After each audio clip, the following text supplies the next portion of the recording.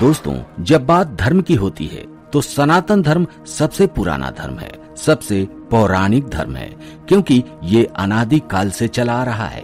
अगर बात सिख धर्म की हो, बौद्ध धर्म की हो या फिर जैन धर्म की हो, तो ये तीनों धर्म हमारे सनातन धर्म से ही निकले हैं और ये बात भी दुनिया को पता है। अगर बात इस्लाम धर्म की जाए या फिर ईसाई धर्म की जाए तो ये दोनों धर्म सबसे बाद में आए और ये बात भी दुनिया को पता है। लेकिन जब इस्लाम धर्म दुनिया में आया तो बड़ी तेजी के साथ उन्होंने अपने धर्म को फैलाने का काम शुरू कर दिया। वो हमारे देश में आए तो सबसे पहले उन्होंने हमारे मंदिरों को तोड़ा, हमारे लोगों को डराया, धमकाया, उनका धर्म परिवर्तन कराया। और यही बात हम अक्सर कहते हैं कि हम बड़े लक्की हैं कि आज हम सनातनी हैं, आज हम हिंदू हैं। धर्म से खाओ हम, धर्म से खाओ हम हिंदू हैं। हमारे पूर्वजों ने इस्लाम कबूल नहीं किया, इसीलिए आज हम हिंदू हैं, आज हम सनातनी हैं। इस्लामिक आक्रांताओं ने बड़ी क्रूरता के साथ हमारे लोगों को मारा पीटा, हमारे मंदिरों को तोड़ दिया और वहां पर मस्जिद का निर्माण कर दिया। बड़ी क्रूरता के साथ उन्होंने लोगों के साथ व्यवहार किया, लोगों को डरा धमकाकर उनका धर्म परिवर्तन कराया। और ये बात इतिहास के पन्ने चीख चीख कर कहते हैं। लेकिन जानते हैं दोस्तों, उनके इतनी क्रूरता के बाद भी दुनिया में बहुत सारे ऐसे देश हैं जहां पर एक भी मस्जिद नहीं है। ऐसा नहीं है कि वहां मुस्लिम लोग नहीं हैं, वहां मुस्लिम हैं, लेकिन मुस्लिम लोगों के होते हुए भी वहां एक भी मस्जिद नहीं है और भविष्य में शायद कभी होगी भी नहीं। और ऐसे ही 8 देशों के बारे में हम बात करने वाले हैं दोस्तों, तो आप बने रहिएगा वीडियो के अंत तक, क्योंकि आज हम उन 8 देशों के बारे में बात कर रहे हैं जहां एक भी मस्जिद नहीं है। दुनिया के 8 ऐसे देश जहां मुस्लिम आबादी तो है लेकिन एक भी मस्जिद नहीं है। इनमें से कई देशों में मुस्लिमों की संख्या ठीक ठाक है, इसके बाद भी उन्हें वहां मस्जिद बनाने की अनुमति नहीं है। ऐसा क्यों है और कौन से हैं वो 8 देश, जानेंगे इस वीडियो में। सबसे पहला देश है मोनाको। यूरोप महाद्वीप में एक छोटा सा देश है मोनाको, जो टैक्स फ्री कंट्री होने के साथ ही अपनी शानदार जीवन शैली और कैसीनो के लिए प्रसिद्ध है। फ्रांस और इटली के बीच स्थित मोनाको दुनिया का दूसरा सबसे छोटा देश है। यहाँ दुनिया के किसी भी देश से ज्यादा प्रति व्यक्ति करोड़पति हैं।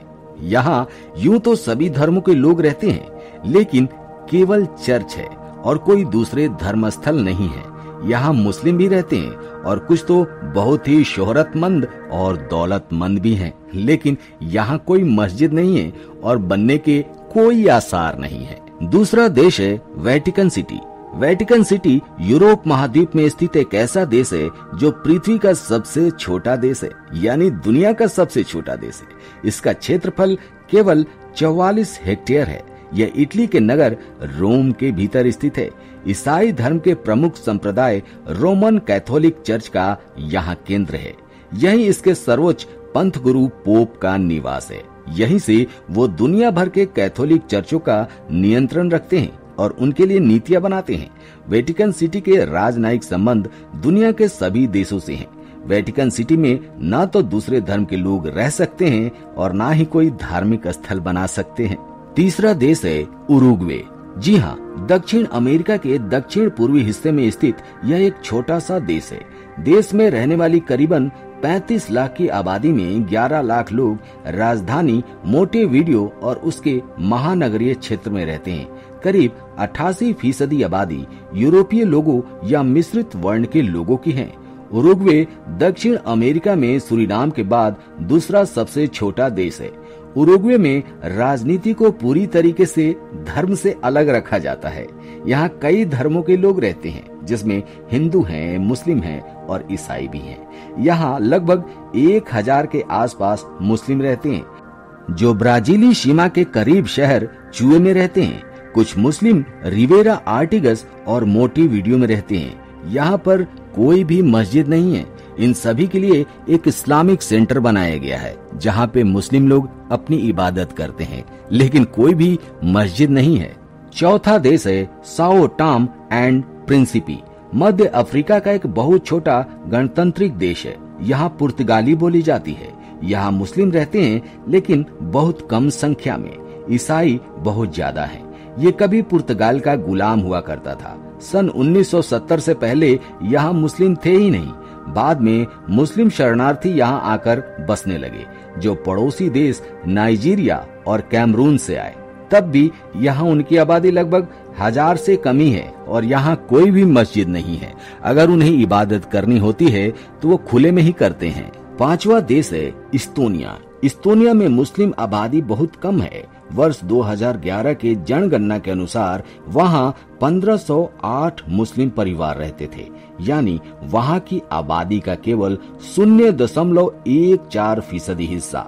हालांकि निश्चित तौर पर अब तक इसमें बढ़ोतरी हुई होगी और जरूर होनी चाहिए, लेकिन अब ये संख्या काफी कम है। यहाँ कोई मस्जिद नहीं है। अलबत्ता एक इस्लामिक सेंटर खोला गया है, जहाँ पर आमतौर पर मुस्लिम लोग अपनी इबादत करते हैं और वहीं इकट्ठे होकर प्रार्थना करते हैं। यहाँ आमतौर पर सुन्नी तातार और शिया अजेरी मुस्लिम रहते हैं, जो कभी रूसी सेना में नौकरी किया करते थे। 6ठा देश है स्लोवाकिया। स्लोवाकिया में 2010 में मुस्लिमों की आबादी लगभग 5000 के आसपास थी। वो देश की कुल आबादी का 0.1% थी। यहाँ जो मुस्लिम 17वीं सदी के आसपास आए वो तुर्क और उइगर थे, जो स्लोवाकिया के मध्य और दक्षिण हिस्से में बस गए। कभी ये देश यूगोस्लाविया कहलाता था। उसके बाद जब ये टूटा तो स्लोवाकिया अलग देश बन गया। यूगोस्लाविया टूटने से बने अन्य देशों बोस्निया और अल्बानिया से भी तमाम मुस्लिम यहाँ शरणार्थी के रूप में पहुँचे। यहाँ की राजधानी ब्रितिस्योआ है। यहाँ एशियाई मुल्कों से आए अन्य मुस्लिम भी रहते हैं, लेकिन यहाँ भी कोई मस्जिद नहीं है और इस बात को लेकर यहाँ काफी विवाद होता रहता है कि आखिर क्यों यहाँ पर मस्जिद नहीं है। सन 2000 में स्लोवाकिया की राजधानी में इस्लामिक सेंटर बनाने पर भी यहाँ बहुत विवाद हुआ था। लोगों ने मोर्चा खोल दिया था कि यहाँ पर किसी तरह का कोई इस्लामिक सेंटर नहीं खुलेगा, लेकिन बाद में बड़ी मशक्कत के बाद सन 2016 में यहाँ एक इस्लामिक सेंटर खोला गया ताकि ये मुस्लिम लोग इकट्ठा होकर अपनी इबादत कर सकें। 7वां देश सान मेरिनो है। दुनिया का 5वां सबसे छोटा देश। ये इटली के करीब दक्षिणी यूरोप में है। ये केवल 61 वर्ग किलोमीटर में बसा है और आबादी महज 33,562 है। यहाँ की 95% आबादी कैथोलिक ईसाइयों की है। यहाँ यहूदी भी रहते हैं और कुछ मुस्लिम परिवार भी रहते हैं और यहाँ पर कोई भी मस्जिद नहीं है। 8वां और अंतिम देश भूटान है, जो कि हमारा पड़ोसी देश है। भूटान में कुल मुसलमानों की संख्या 5000 से 7000 के आसपास है। लंबे समय से वो वहाँ पर मस्जिद बनाने की मांग करते आ रहे हैं, लेकिन आधिकारिक तौर पर वहाँ कोई मस्जिद नहीं है, न सरकार ने इसकी अनुमति दी है। इसी तरह से ईसाई धर्म के लोग भी वहाँ लंबे समय से रहते आ रहे हैं, लेकिन भूटान सरकार ने उन्हें भी चर्च बनाने की अनुमति नहीं दी है। केवल वहाँ पर मंदिर है, जो कि सनातन धर्म के लिए बड़े गर्व की बात है, और दूसरा धर्म बौद्ध धर्म है। तो दोस्तों, आज के वीडियो में इतना ही। आशा करते हैं कि वीडियो पसंद आई होगी। कमेंट करके अपने विचार जरूर बताइएगा।